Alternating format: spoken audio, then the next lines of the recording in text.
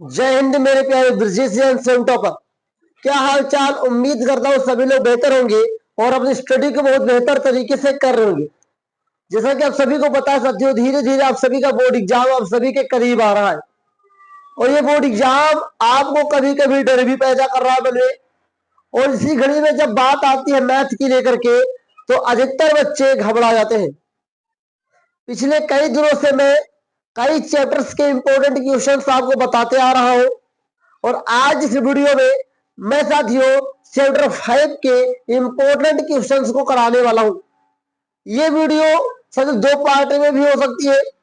अभी मैं अंत तक पहुंचते पहुंचते बता पाऊंगा ये पहला पार्ट है कि दूसरा पार्ट है, लेकिन थंबनेल से आप जान गए होंगे ये पहला पार्ट है या दूसरा पार्ट है साथी। ओके, लेकिन जो भी पार्ट है इस पूरे इस वीडियो को एकदम ध्यान पूर्वक मेरी पूरी 100% की गारंटी है आपका साथियों क्वेश्चन अच्छे से समझ में आएगा और बोर्ड एग्जाम में बेहतर करेंगे इस क्वेश्चन के साथ। तो आइए शुरू करेंगे आज इस क्लास को। लेकिन अगर आप चैनल पर पहली बार है चैनल को सब्सक्राइब कर लीजिए, अंत तक देखिएगा। वीडियो अच्छी लगेगी तो लाइक करके अपने दोस्तों तक शेयर जरूर करिएगा। आइए साथियों एक बार फिर से वेलकम करूंगा और स्वागत करूंगा आज इस वीडियो को।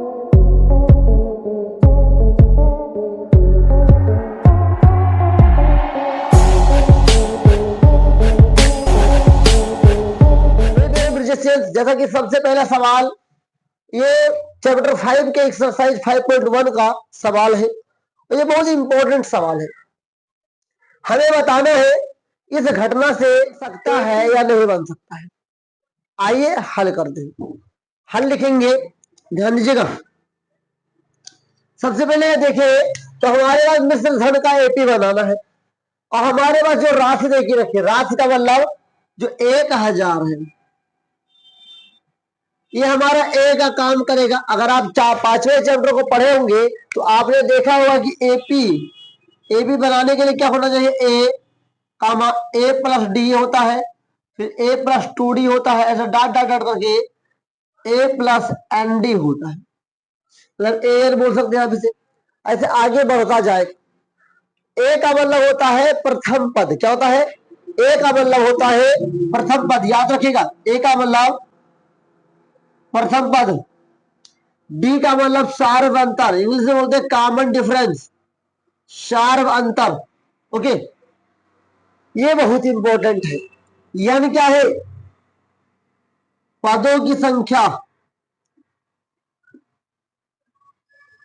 पदों की संख्या कितने पद होंगे। और ए एन क्या है? ए एन साथियों कभी कभी निकालना होगा। एन का मतलब मान लो एन 7 दे दे तो एन ए से एन का मतलब हुआ कि ए से एन मतलब 7वें नंबर पर कौन सी संख्या होगी। आइए अब हम लोग बात करेंगे इस एपी को निकालने के लिए। हमारे पास 1000 देके रखा है और कह रहा 8% ब्याज देके रखा है, 8% ब्याज। तो आइए हम निकाले पहले प्रथम वर्ष बराबर कितना होगा? 1000 हमारे पास मूलधन है, सो 10,000। 8% दर से 1 साल का निकालेंगे, नीचे 100 लिखेंगे। ओके, 0000 से कट जाएगा तो कितना आएगा ऊपर? 800 आएगा। कितना आएगा? 800। ये हमारा ब्याज है। तो हमारा दूसरे साल के लिए जो साथियों हमारा A1 ये है, A2 कितना हो जाएगा? A2 के लिए एक है 10,000 में 800 जोड़ेंगे तो 10,800 कितना हो जाएगा? 10,800। ये चूंकि चक्रवृद्धि ब्याज लगा हुआ है, कैसा ब्याज है? चक्रवृद्धि ब्याज है। चक्रवृद्धि ब्याज में प्रत्येक साल जो होता है साथियों मूलधन बदलता है, याद रखिएगा। जो चक्रवृद्धि ब्याज होता है उसे प्रत्येक वर्ष मूलधन बदलता है। पहले मूलधन हमारा 10,000 था, इस बार 10,800 रुपया हो गया है। अब आइए इस 10,800 रुपया के लिए द्वितीय वर्ष का चक्रवृद्धि ब्याज निकालते हैं। ओके, द्वितीय वर्ष हमारे पास 10,800 रुपया हो चुका है।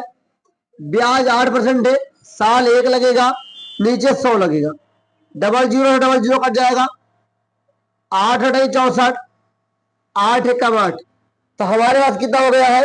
864 रुपया चक्रवृद्धि ब्याज। तो ए धीरे कितना होगा? तीसरे साल में कितना आ जाएगा? इसको जोड़ लेंगे मेरे बच्चों तो 11,664 होगा। 11,664 मान लेते हैं 10,000 रुपया था, 10 रुपया देके रखा, इसे भी रुपया मान लीजिए और इसे भी रुपया मान लीजिए। तो हमें श्रृंखला क्या प्राप्त होगी? तो श्रृंखला जो सीरीज होती है बहुत ही इंपॉर्टेंट होती है साथियों। हमें क्या प्राप्त हुआ लिखेंगे, प्राप्त श्रृंखला। प्राप्त श्रृंखला क्या प्राप्त श्रृंखला है भैया? प्राप्त लिख दो, प्राप्त लिखो।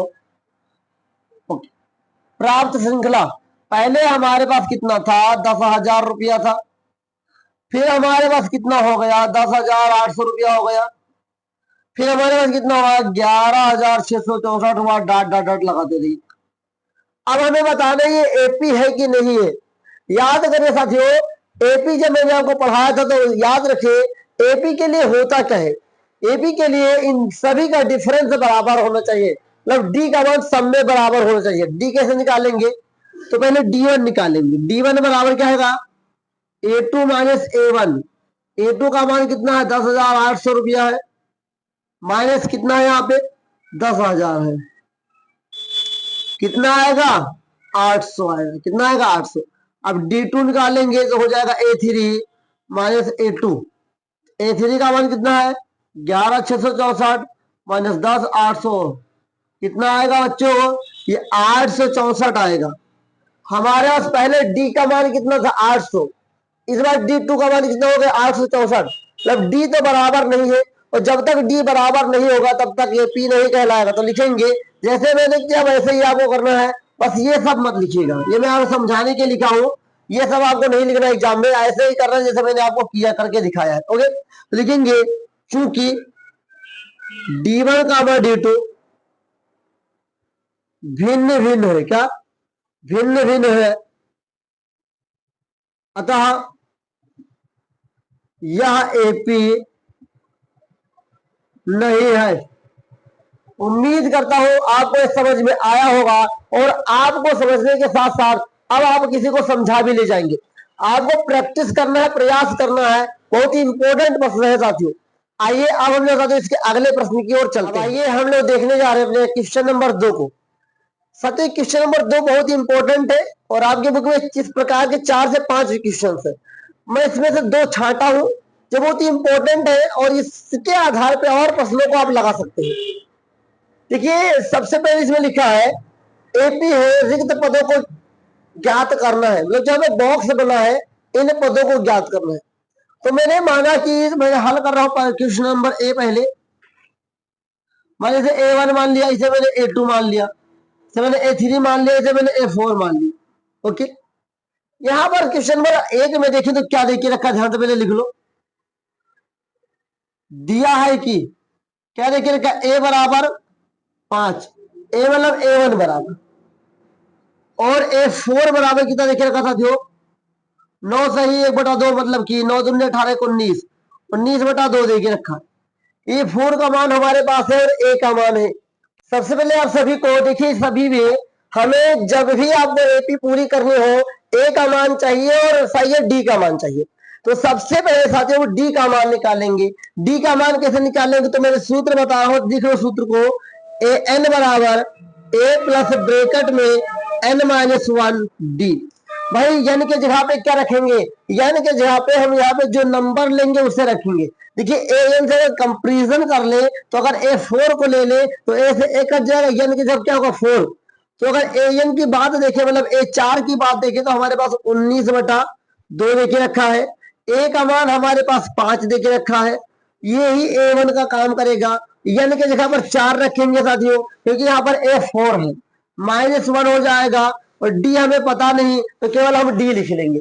अब हम लोग क्या करेंगे, इसको 5 दूनी 10 हो जाएगा, 5 दूनी 10 हो जाएगा, ऐसे 5 को इधर लेकर आएंगे, मतलब कि 4 में से एक जगह 3, 3D इक्वल टू हो जाएगा 19/2 -5, 5 दूनी 10, तो 3D इक्वल टू 19 - 10, नीचे 2 बचेगा। हमने क्या किया? क्रॉस मल्टीप्लाई कर लिया, तो हमारे पास 3D इक्वल टू क्या बचा साथियों? 19 में से 10 जाएगा, क्या 19 में से 10 जाएगा बच्चों? 9 बचेगा, 9/2, 3 एकम 3, 3 त्रिका 9, तो डी का मान कितना आया? 3/2। कितना है मेरे बच्चों? डी का मान आया 3/2। अब डी का मान हमारे पास हो गया और ए का मान हो गया। तो अब हम लोग A2 और A3 निकाल लेंगे। कैसे निकाल लेंगे ध्यान दीजिएगा। तो हमें जो निकालना है, हमें निकालना A2 A3 था, लेकिन A2 A3 के लिए हमें साथियों n के साथ साथ, तो हमें n तो पता चल जाएगा 2 और 3, लेकिन हमें चाहिए क्या, d का मान पहले चाहिए, जो कि यहाँ पर है नहीं। तो हमने पहले d का मान निकाला है। अब इस d के मान की सहायता से हम A2 और A3 भी निकालेंगे। तो A2 बराबर सूत्र होगा साथियों, A2 बराबर A प्लस ब्रैकेट में 2 माइनस 1D। मैंने डायरेक्ट सूत्र को यहाँ पे पुश कर लिया है, A2 निकालना है तो डायरेक्ट में सूत्र बताता हूं। याद रखिए A प्लस डी हो जाएगा। A प्लस डी क्या होगा, याद रखिए जितना आप A2 लेंगे A प्लस डी होगा, A3 लेंगे A प्लस 2D होगा। मतलब कि जो D का मान होगा इससे एक कम होगा, इससे एक कम होगा। तो यहाँ पर A2 था, 2 का एक कम कितना होगा, 1 होगा। और जब 2 में से 1 घटाओगे 1 ही आएगा और 1 लिखा नहीं जाता है। तो साथियों D का मान हमारे पास यहाँ पर था और A का मान हमें ऑलरेडी पता है। तो A2 का मान कितना हो जाएगा, 5 प्लस 3/2। A2 बराबर 5 दूनी 10, 10 प्लस 3/2। तो A2 का मान कितना होगा, 13/2। A2 का मान तुम्हें पता चल गया होगा। साथियों ध्यान दीजिए, A2 का मान कितना हो गया, 13/2। अब हमें निकालना है A3। तो A3 बराबर सूत्र क्या लगेगा, A plus 2D। A plus 2D क्यों साथियों, कि जो D का मान होता है और जिस A को निकालते हैं उससे एक कम होगा, उससे एक कम होगा, ट्रिक याद कर लो। मतलब कि साथियों अगर A4 निकालना है तो सूत्र क्या बनेगा, A4 equal to A plus 3D। A4 equal to A plus 3D। Okay, तो देखिए A3 हमें निकालना है तो A3 इक्वल टू क्या हो जाएगा, A का मान साथियों हमारे पास 5 है, प्लस 2 गुणे D का मान 3/2 है। ओके, इस 2 से 2 को कैंसिल कर लेंगे। A3 बराबर क्या आएगा, 5 प्लस 3। तो A3 बराबर कितना आया, 8 आया। उम्मीद करता हूं आपको समझ में जरूर आया होगा। और इस प्रकार के प्रश्न हर साल बोर्ड एग्जाम में पूछे जाते हैं और ऐसे प्रश्न वायरल प्रश्न होते हैं साथियों। तो कैसे लिखेंगे, लिखेंगे अतः A2 बराबर 13/3 क्या है, A2 बराबर 13/2 तथा A3 बराबर 8 है। उम्मीद करता हूं साथियों कि जो मैं क्वेश्चन नंबर 2 का पहला करवाया हूं ये आपको विधिवत तरीके से समझ में आया होगा। और अगर अभी कोई डाउट है तो कमेंट करके पूछ लीजिए। और इस प्रकार का एक प्रश्न हमारे पास और है जो कि बहुत ही इंपॉर्टेंट प्रश्न है, थोड़ा सा इसमें और दिमाग लगाने की जरूरत है। क्या आप लोग तैयार है मेरे साथ दिमाग लगाने के लिए, क्या आप लोग तैयार है, उम्मीद करता हूँ तैयार होंगे। और मैं आपको एक बात कह दूं साथियों, ये अगर ये 2 प्रश्न मैं लगवा रहा हूं, इन 2 प्रश्नों को लगाने के उपरांत आपको अपनी बुक से प्रश्नों को जरूर लगाना चाहिए। अगर आप मेरे द्वारा बताए गए रास्ते पर चलते हैं और आप अपने बुक के प्रश्न को भी हल करते हैं और आप कर ले जाते हैं तो विधिवत रहिए, निश्चिंत रहिए, आपका स्कोर बड़ा अच्छा जाएगा। अब देखिए इस प्रश्न को भी हम लोग हल करते हैं। यहां पर क्या देके रखा है इस बात की पर चर्चा करेंगे। तो दिया है कि क्या देके रखा बच्चों, A2 बराबर 13 और A3 बराबर, A3 नहीं A4 बराबर, A4 बराबर 3। अब भैया हमें पहले A निकालना है और हमें यहाँ पे A3 निकालना है। इन सभी को निकालने के लिए हमें 2 चीजों की जरूरत है, D और A, क्योंकि इस बार A भी नहीं है। A कैसे निकलेगा, निकल जाएगा, निश्चिंत रहिए। हमने A2 को क्या लिखा था, A प्लस D। तो अगर हम यहां से ले ले पहले से तो A2 को हम क्या लिखेंगे, A प्लस D बराबर 13, समीकरण 1 मान लीजिए। और A4 को हम क्या लिखेंगे, हम लिखेंगे A प्लस 3D बराबर 3, समीकरण इसे 2 मान लेते हैं। ओके, थोड़ा सा दिमाग लगाएंगे तभी सवाल लग पाएगा। अब ध्यान दीजिए, हमने आपको पढ़ाया था विलोपन विधि में, क्लास 10th में आपने पढ़ा, चैप्टर 3 में पढ़ा होगा विलोपन विधि। विलोपन विधि में मैंने क्या बताया था, अगर कोई 2 समीकरण है, रैखिक समीकरण है, 2 चर वाला रैखिक समीकरण है, युग्म है, तो उसमें करना क्या है, अगर किसी एक को आप हटाना चाहते हैं, विलोपन विधि का उपयोग करना चाहते हैं, तो मान लो कि जिस चीज को हटाना चाहते हैं उसके चिन्ह को देखेंगे। हम इसमें ए आपका सेम जा रहा है तो हम ए को हटाना चाहेंगे। जब हम ए को हटाना चाहेंगे तो यहाँ पर क्या है, दोनों के दोनों प्लस है। जब सेम साइन होगा मतलब समान चिन्ह होंगे तो घटेगा, मतलब कि यहां लिख लेंगे समीकरण एक में से दो को घटाने पर, जब घटाएंगे प्यारे बच्चों एक लाइन यहां पर खींच लेंगे और यहां पर माइनस करेंगे। यहां लाइन मत खींचे, यहां पर इसको नीचे करते हैं।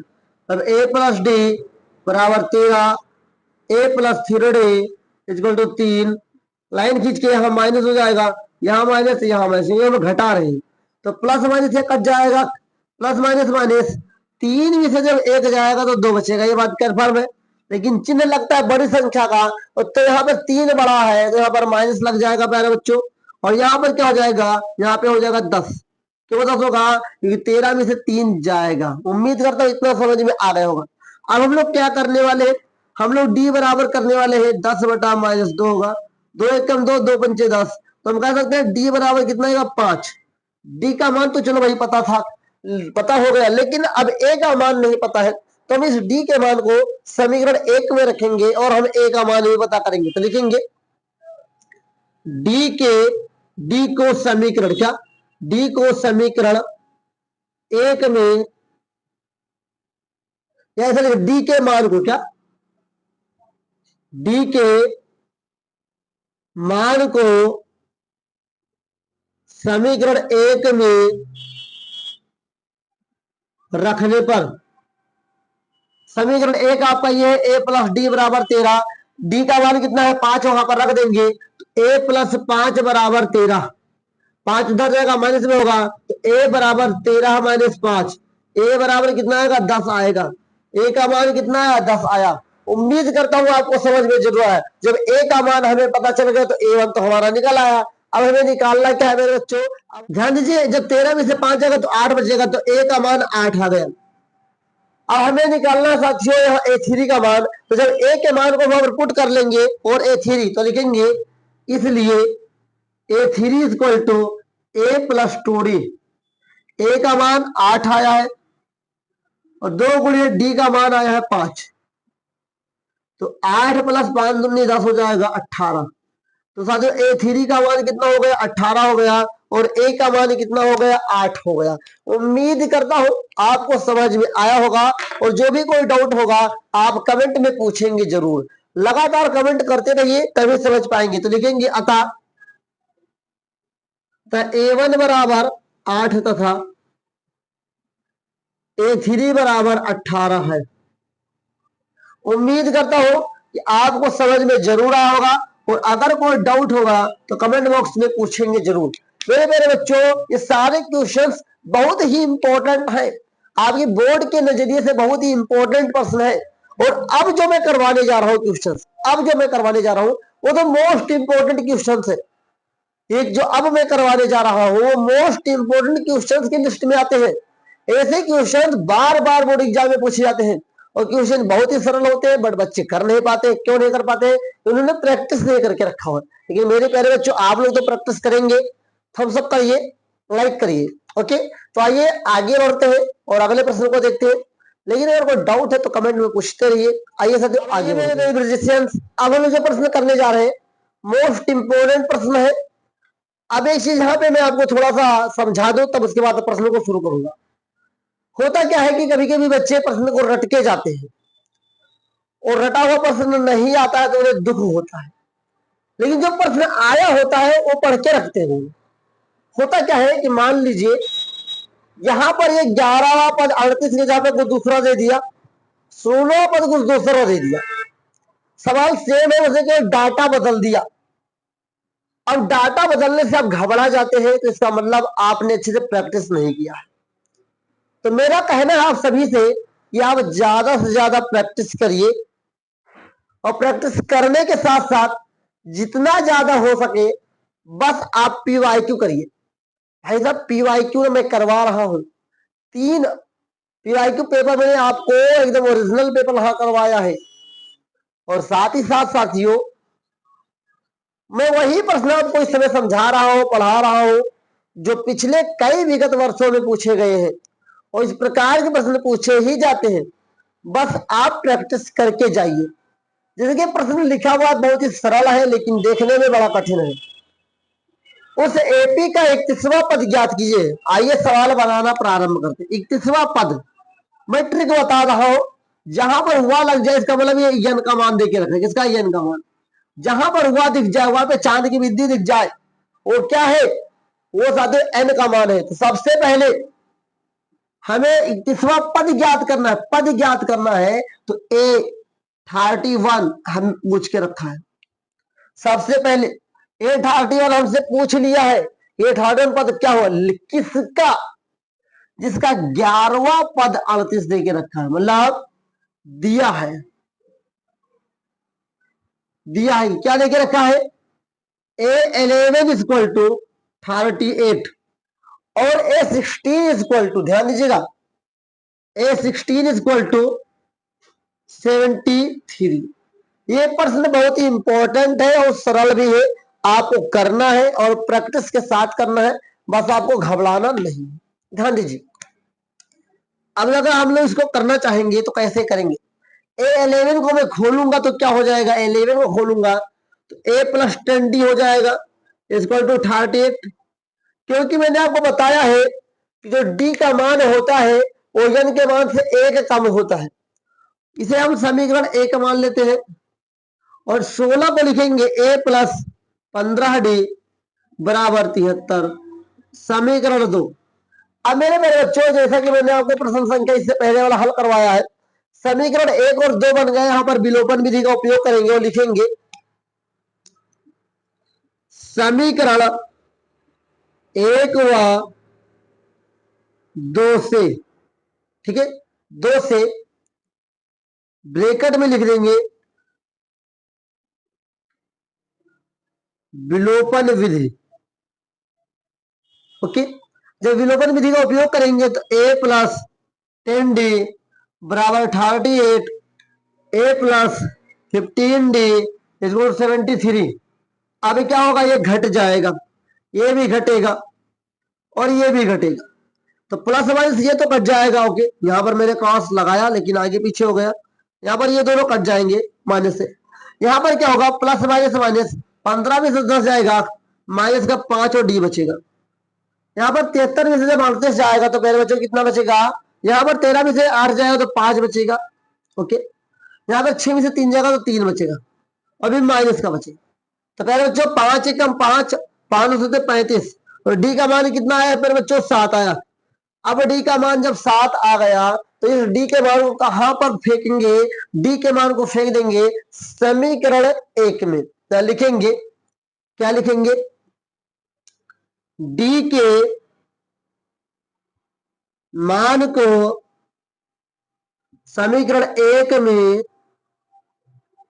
समीकरण 1 में रखने पर, समीकरण 1 अपना क्या है? A plus 10D equal to 38। D का मान 7 है, A प्लस 10 गुणे 7 इक्वल टू 38। ओके, और जब हम आगे बढ़ेंगे तो क्या हो जाएगा मेरे बच्चों? A plus 70 equal to 38। ये प्लस का उधर जाएगा तो क्या होगा? माइनस का हो जाएगा। तो A बराबर कितना आएगा? 38 इक्वल टू माइनस 70। जब इस यहाँ पे घटाएंगे तो A इक्वल टू कितना हो जाएगा बच्चों? ये 10 में से 8 जाएगा तो 2 बचेगा और 32 और ये माइनस का 32 आया तो A का मान तो हमारा साथियों माइनस 32 आ गया। उम्मीद करता हूं इतना आपको जरूर समझ में आया होगा। अब हमें निकालना है A31 का मान। तो देखिए यहां पर हम एक लाइन खींच ले। पहले जैसे मैं कर रहा हूं वैसे ही आपको कॉपी में करना है, घबराना नहीं है। तो लिखेंगे तब A31 इक्वल टू सूत्र क्या बनेगा? A प्लस 30D, A का मान माइनस 32 प्लस 30 गुणे D का मान 7, D का मान 7, तो माइनस 32 प्लस 21 प्लस 7 की 210 होगा। जब 210 इसमें घटाएंगे साथियों तो यहां पर बचेगा 8 ओके, यहाँ पर 200 बचा, कितना बचा तो 200। अब 200 में से 3 30 जाएगा तो 170 बचेगा प्यारे बच्चों, मतलब 178 टोटल आपका आंसर आएगा। उम्मीद करता हूं समझ में जरूर आया होगा। तो लिखेंगे आता 801 इक्वल टू 178 है। ये क्या है, ये अपना आंसर है। उम्मीद करता हूँ ये आपको जरूर समझ में आया होगा, और अगर कोई डाउट हो तो कमेंट करके पूछ लो। ये सवाल बहुत ही मोस्ट इंपोर्टेंट क्वेश्चन है, कई बार बोर्ड एग्जाम में पूछा गया है मेरे प्यारे ब्रजेश, इस बात को गौर करिए। ओके, आइए इस प्रकार के 2-3 प्रश्न और देखेंगे जो बहुत ही इंपॉर्टेंट है, जो कि कई बार बोर्ड एग्जाम में आ भी चुके हैं। आइए साथियों हम लोग आगे बढ़ते हैं। मेरे मेरे ब्रिजेशन, अब हम लोग देखने जा रहे हैं अपने ये 2 प्रश्न बहुत इंपॉर्टेंट है। इसके बाद हम 2 प्रश्न और देखेंगे, 2 या 3 प्रश्न, लेकिन ये 2 प्रश्न और इंपॉर्टेंट खास बन जाते हैं, क्योंकि जैसे जैसे हम लोग आगे बढ़ते जाते हैं अपने जीवन में कठिनाइयां आती है, लेकिन सफलता भी बहुत अच्छा मिलता है। वैसे ही साथियों ये प्रश्न बहुत ही देखने में कठिन लग रहे होंगे, लेकिन उतने कठिन नहीं है जितने कठिन आपने मान लिया है। लगेगा बच्चा पार्टी, हल करेंगे कितना नंबर, 4 नंबर, हल करेंगे 4 नंबर, कितना 4 नंबर। ओके, देखिए सवाल को एकदम ऐसा पढ़िए कि समझ में आ जाए। सवाल ये कह रहा है एपी, किसी एपी का 17वां पद, 17वां पद इतना लिख लो, क्या देखे रखा है A17, इतना लिख लिया, बराबर है A17 बराबर है A10वें से 7 अधिक है। याद रखेगा, किसी एपी का 17वां पद जो है उसी के मतलब अपने 10वें पद से 7 अधिक है। तो जो 17वां पद है वो 10वें पद से कितना अधिक है, 7 अधिक है। ये हमको दे के रखा है, इसका सार व्यंतर मतलब डी ज्ञात करना है प्यारे बच्चों। क्या दे के रखा है, दिया है कि A17 equal to A10 plus 7, और हमें डी का मान पूछा है, निकल जाएगा प्यारे बच्चों। A17 का मतलब क्या हुआ, A प्लस 16D होगा कि नहीं होगा, बराबर A10 का मतलब A प्लस 9D प्लस 7। अब इन जो डिजिट है संख्या को छोड़ करके इन दोनों को इधर लेकर आ जाओ, तो हमारे पास क्या हो जाएगा, A plus 16D minus A minus 9D equal to 7। इस डी ए और ए कट जाएगा प्लस माइनस में, 16 में से जब 9D जाएगा तो साथ 7 डी बचेगा, तो 7D इक्वल टू 7, 7 से 7 कट जाएगा तो ए इक्वल टू कितना आएगा 1, और डी अपना क्या है साथियों, डी अपना क्या है, सारे अंतर है। देखो भाई देखने में कितना कठिन लग रहा था, लग कितनी जल्दी गया। तो लिखेंगे अतः अतः इसका सार अंतर 1 है। भाई बताओ इसका आंसर समझ में आया कि नहीं है। सबसे पहले हमने क्या क्या सवाल बनाना सीखे, कर जो किसी एपी का जो 17वां पद है वो 10वें पद से 7 अधिक है, इतना सवाल कह रहा था। हमने उतना लिख लिया कि जो 17वां पद होगा 10वें पद से 7 अधिक होगा, हमने लिख लिया। हमें डी ज्ञात करना था। 17 को हम क्या लिखेंगे, मैंने क्या बताया, डी का जो मान होगा वो ए के एन से 1 कम होगा। ए का एन कितना था, 17 था, तो डी का मान कितना होगा, 16 हो जाएगा, मतलब ए प्लस 16D। यहाँ पर 10 नंबर में क्या होगा, ए प्लस 9D होगा। इससे दोनों को हम उधर पुश कर देंगे तो प्लस माइनस ये कट जाएगा, और 16D में से जब 9D जाएगा तो 17 में से 7D बचेगा, 7 7 कट जाएगा, कितना बचेगा, 1 बचेगा। अब समझ में आया कि डी का मान 1 कैसे आया, समझ में आना चाहिए। ये सवाल ऑब्जेक्टिव में पूछ सकता है, 2 नंबर के सब्जेक्टिव में भी पूछ सकता है।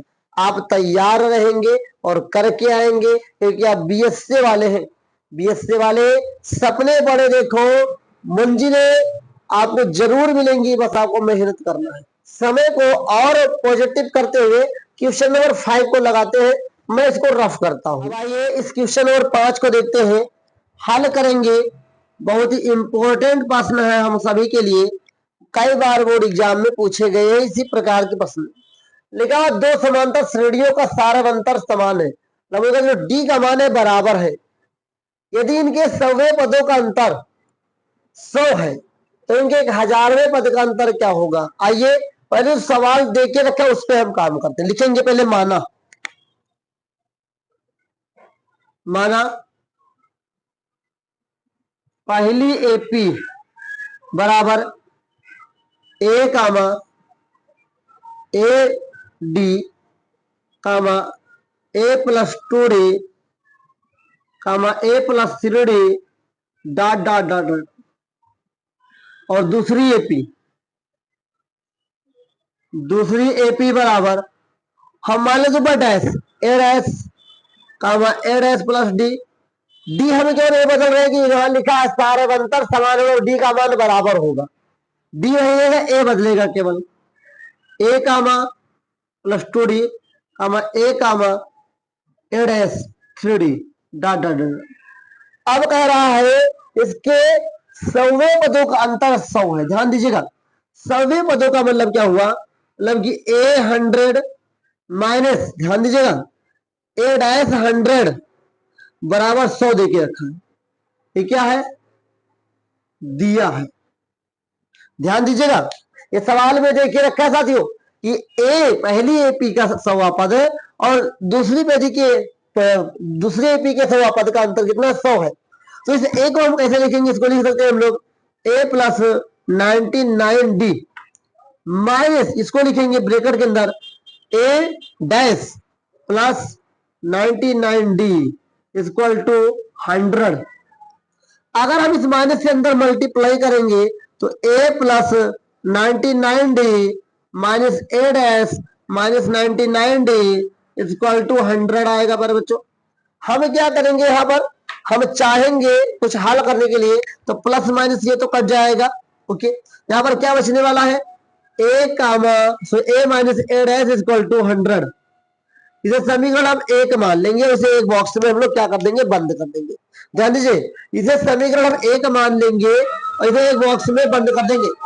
अब हमें क्या निष्कर्ष निकला समीकरण एक से कि ए माइनस ए डैश का अंतर जो आएगा वो 100 आएगा। ये समीकरण हमने एक मान लिया। ओके, अब देखते हैं इसके 1000वें पद का अंतर निकालना है। लिखेंगे एपी के 1000वें पदों का अंतर, मतलब 1000 पद का अंतर क्या होगा, ध्यान दीजिएगा। 1000 का मतलब क्या हुआ, ए 1000 माइनस ए डैश 1000, ये हमको निकालना है मेरे बच्चों। ओके, तो अगर हम देखें ध्यान से तो हम क्या ध्यान देंगे, इसको क्या लिख सकते हैं, ए प्लस 999d। तो डी का जो मान होगा एक के नंबर से क्या होगा, एक कम होगा। ब्रैकेट में लेंगे इसे भी, माइनस लगा बच्चों, लाल कलर एक छा जो गया, माइनस लगाओ। और यहाँ पे क्या होगा, ए प्लस 99, लेकिन यहाँ पे एडैस लगेगा डी, ये हमको ज्ञात करना है। आगे ब्रैकेट खोलेंगे तो a plus 999d minus a dash minus 999d। ध्यान दीजिएगा, तो हम लोग क्या पाएंगे कि इस बार इसके से भी कट जाएगा।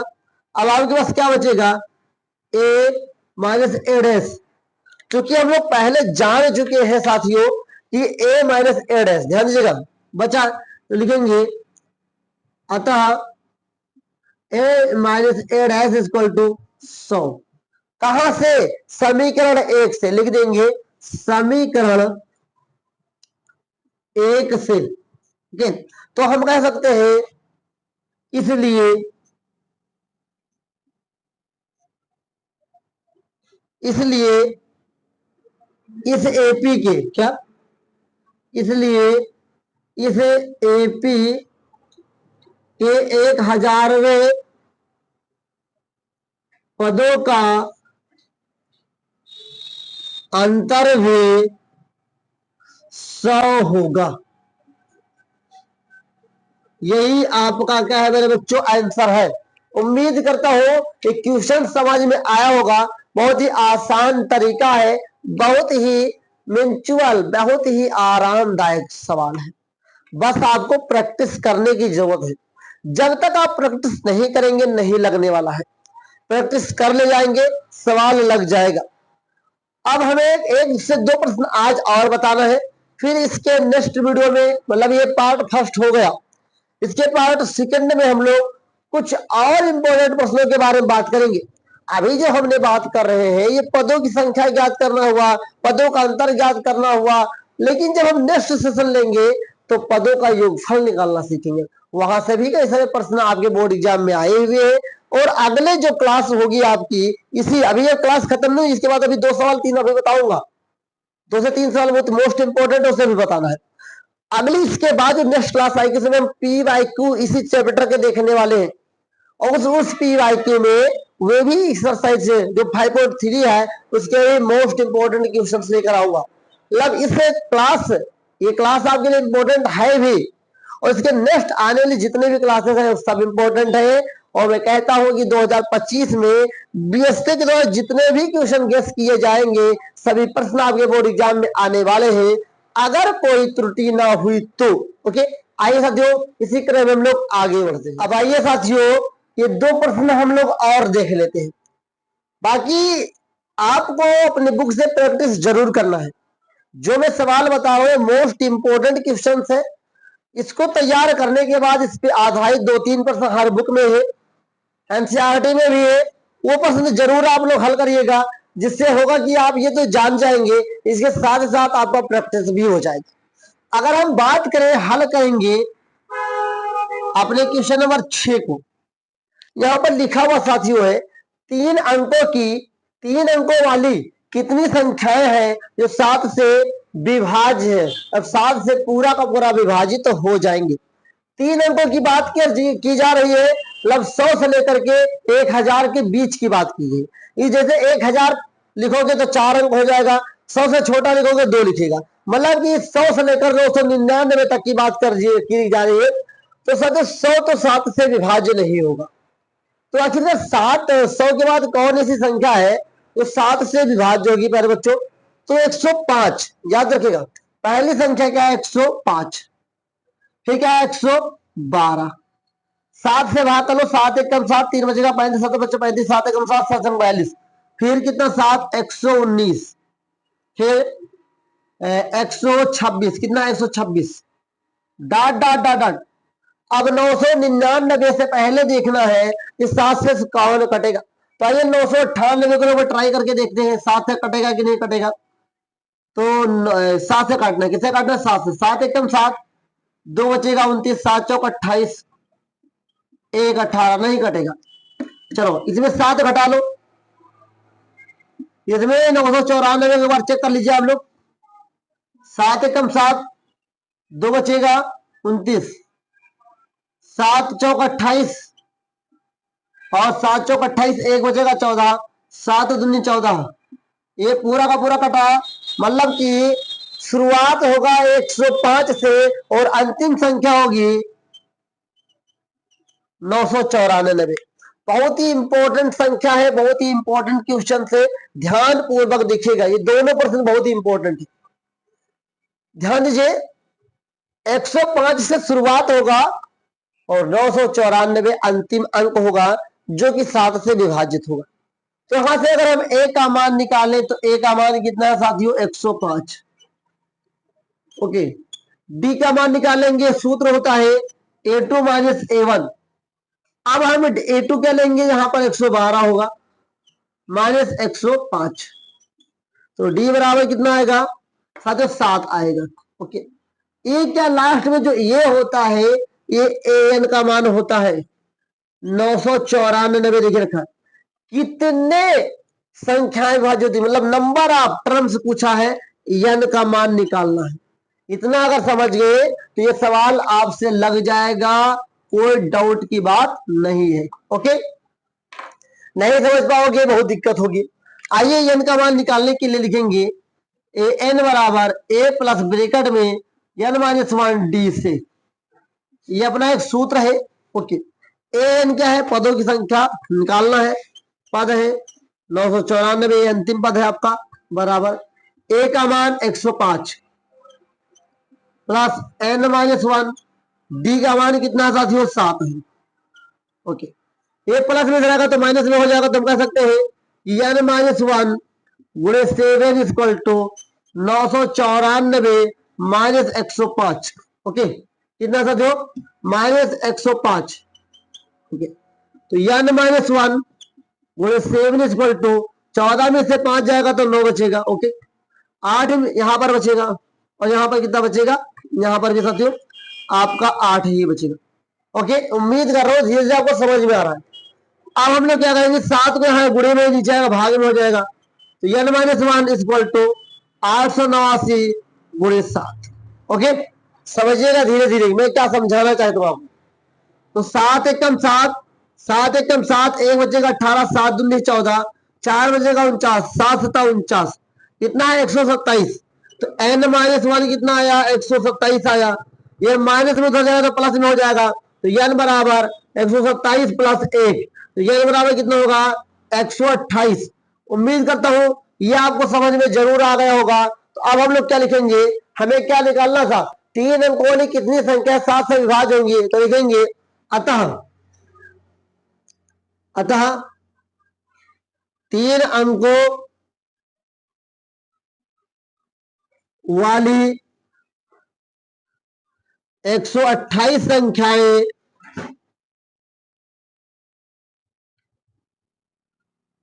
7 से विभाज्य है। ये आपका आंसर होगा। उम्मीद करता हूं आपको समझ में जरूर आया होगा। अगर कोई डाउट है तो कमेंट कर दो मेरे भाई, मेरे प्यारे साथियों।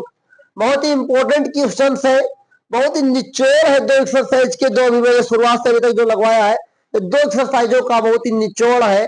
और अगर आगे मुझे लगेगा कि इस और प्रश्नों को आपको सिखाना चाहिए तो और प्रश्न मैं लेकर आऊंगा। फिलहाल ये प्रश्न जो है बहुत ही इंपॉर्टेंट है, बस आपको प्रैक्टिस करने की जरूरत है। ओके, प्रैक्टिस करिए मेरे मेरे साथ। ओके, तो आगे बढ़े, इसको उतार लीजिए ना, तो स्क्रीनशॉट है लो, लेकिन स्क्रीनशॉट में रह जाता है, कॉपी में नहीं आता है। हो गया काम ना। तो आइए वर्चुअल की दुनिया में चलते हैं और धीरे धीरे आपका बोर्ड एग्जाम नजदीक आ रहा है, तो आपको प्रैक्टिस करने की ज्यादा जरूरत है। अब हम लोग साथियों एक ऐसा प्रश्न क्वेश्चन नंबर 7 हल करेंगे जो कि बहुत ही इंटरेस्टिंग क्वेश्चन है आपके लिए। सेम ऐसा ही सवाल है, लिखा हुआ है साथियों कि 10 और 250 के बीच में, 10 और 250 के बीच में 4 से के कितने गुणज हैं, मतलब कि 4 से कितनी संख्या है भाज्य है, मतलब कितनी संख्या है भाग हो सकती है, मतलब 4 से कितनी कटने वाली संख्याएं होंगी 10 से और 250 के बीच में। आइए, 10 तो कटेगा नहीं, 10 के बाद 12 आएगा, 12 के बाद 16 आएगा। ओके, पहले एपी बना लेते हैं। 16 के बाद 20 आएगा, 20 के बाद 24 आएगा, डॉट डॉट डॉट डॉट, तो 248 आएगा। ओके, यही तो आएगा, 250 तो कटेगा नहीं, तो 248 आएगा। तो यहां से हमें मिला क्या, यहां से हमें मिला क्या, ए बराबर 12, डी बराबर A2 माइनस A1, तो डी बराबर 16 माइनस 12, तो डी बराबर 4। एन का मान कितना है 248, निकालना क्या है, एन का मान निकालना है। निकल जाएगा, हाँ जी निकल जाएगा, घबराने की बात तो है ही नहीं, घबराना किस चीज का। ओके, एन बराबर सूत्र क्या होता है, ए प्लस एन माइनस 1 डी से। अब एन का मान कितना है 248, ए का मान कितना है 12, एन माइनस 1, डी का मान है 4, ये प्लस में इधर आगा तो माइनस में, एन माइनस 1 गुणे 4 equal to 248 minus 12, N minus 1 गुणे 4 बराबर 236, कितना का जो 236। बहुत ही इंपॉर्टेंट प्रश्न है, तो क्या लिखेंगे, एन माइनस 1 इक्वल टू 236 अपान 4, 4 एकम 4, 4 पंचे 20, 4 नवे 36, तो एन माइनस 1 इक्वल टू कितना है 59, और एन इक्वल टू कितना है 59 प्लस 1 हो जाएगा, एन बराबर कितना है 60, 60 संख्याएं, एन बराबर कितना है 60 संख्याएं, मतलब 10 से लेकर के 240 के बीच में ऐसी 60 संख्याएं हैं जो 4 के गुणज है, मतलब कि 4 से विभाज्य है। अब समझ में आया कि नहीं आया, तो लिखेंगे कैसे लिखेंगे, लिखेंगे अतः लिखेंगे साथियों, क्या लिखेंगे, अतः 10 से 250 के बीच में 4 के गुणज 60 संख्याएं हैं। 60 संख्याएं हैं। उम्मीद करता हूं कि आपको समझ में आया होगा। उम्मीद करता हूं प्यारे बच्चों आपको समझ में आया होगा, और आपको ही तो मुझे समझाना था। ये सवाल कैसा भी है, बहुत ही आसान है, बहुत ही लेंथी है आप सभी के लिए, बस कब प्रैक्टिस करने के बाद। तो आज इस क्लास में आपने क्या सीखा कमेंट बॉक्स में बताइए। समानता श्रेणी का चैप्टर था, समानता श्रेणियां भी आपने पढ़ा होगा। एपी से बोला जाता है, इसमें हमें एन का मान निकालना होता है। एन क्या होता है, नंबर ऑफ टर्म्स होता है। डी क्या होता है, कॉमन डिफरेंस इंग्लिश में बोलते हैं, सार्वंतर बोलते हैं। दो पदों के बीच का अंतर भी उसे बोला जाता है, डी को। ए क्या होता है, प्रथम पद होता है साथियों। एन क्या होता है, पदों का कुल नंबर होता है, मतलब संख्याएं होती है, कितनी संख्या पे कितना संख्या है। ओके, अब जो हम लोग नेक्स्ट क्लास में सीखेंगे पीवाईक्यू चैप्टर से लिए गए पीवाईक्यू होंगे, और मैं वही पीवाईक्यू लेकर के आऊंगा जो आज ही क्लास में मैंने नहीं बताया है। ओके, और नेक्स्ट क्लास में मैंने आपको बता के रखा कि 5.3 मतलब एसएन वाले सवाल को मैं लेकर के आऊंगा। यहाँ पर एएन हमने निकाला है, एएन से संबंधित प्रश्नों को देखा है। उस एक्सरसाइज में, उस वीडियो में हम लोग एसएन से संबंधित प्रश्नों को देखेंगे। तो आई होप आप लोग प्रैक्टिस करेंगे, ये प्रश्न आपको समझ में आए होंगे।